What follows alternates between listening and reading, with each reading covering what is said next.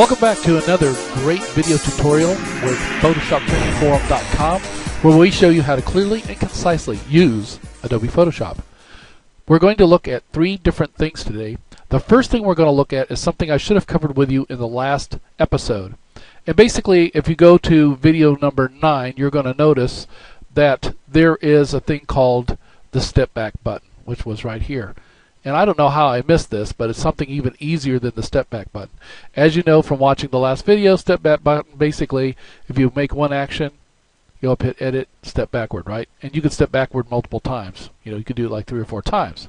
But if you just wanted to do something even simpler and just undo your last action, all you have to do is click edit, and the very first thing that comes up here, it'll say undo paint bucket, because as you saw, I just did the paint bucket. It'll say undo paint bucket. If I use the eraser, it would say undo eraser. If I use the brush, it would say undo brush, right? So undo paint bucket, and it's gone.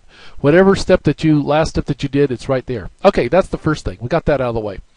Now we're going to look at a thing called context menus. Every tool up here, almost all of them, have a thing called a context menu. And a context menu is very simply an alternative menu that pops up, or an alternative panel that pops up. And what that means is, let's say we selected our brush tool, and we're going to paint over here, and we decide to change the size of the brush. Now you can do it one of two ways. You can go up into here, click on that, and select one of these. Or, if you really want to get lazy, without even leaving this area at all, and you've got your cursor right here, you can right-click, and it pops up there.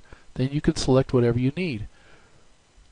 And if you're not going to use it, all you have to do is click off the area, click into the gray area, which is not the workspace, but next to it, and it'll go away. Reason I say that is, let's say, for example, we choose a bigger palette, and I go over here and I say, okay, I'm going to click off now to get rid of it. Look what I did. Oh, when I clicked off of it, I also created a circle there where I probably wouldn't want one. So let's go back and undo the brush tool. But if you want to get rid of the panel, just left click off of the workspace area onto the gray area, and you get rid of it. Okay, so that's another thing that was kind of important that I wanted to show you. The next thing I want to show you on this video tutorial is how to use panels. Panels are these things that pop up over here. Now, just to show you, you can pretty much do what you want to with these panels once they're open. In this case, it's a layer panel, and as you add more layers, it's going to get bigger and longer. But also, too, you can hold down your left mouse button on the very bottom of the panel and drag this thing up and down to the size that you want it to be. And that's pretty cool. And you can do that pretty much with all of the panels that you have up here. There's a whole ton of panels up here. There's about 20 panels up here in this area, and if you started opening them all, see, as you click on each one of these, and this, we opened up the Actions panel. Now we opened up the Animation panel.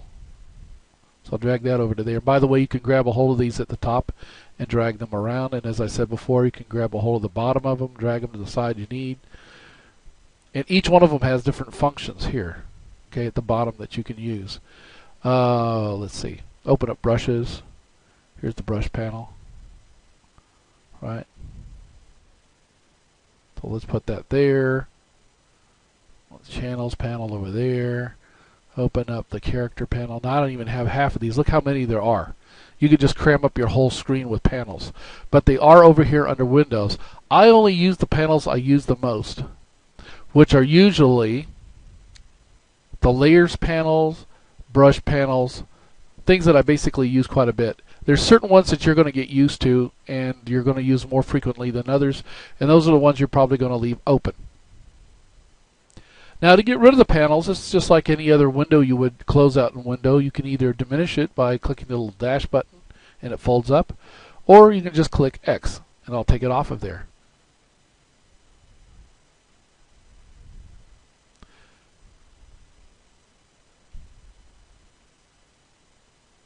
Now right here's an extra little panel of things that you might use considerably, and you just want to leave it open in this area.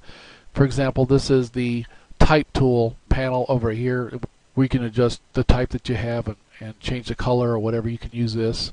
There's also, as I showed you earlier, things that open up in the options bar along here as you're using each tool. and I've showed you that before. So each time you change a different tool, the option bar changes.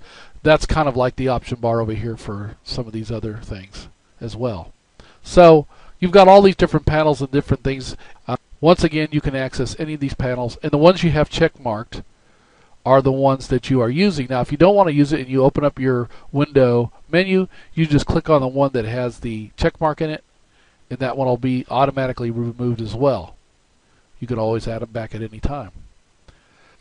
This has been Mark Elmo Ellis with PhotoshopTrainingForum.com, where we show you how to use Adobe Photoshop clearly and concisely. God bless.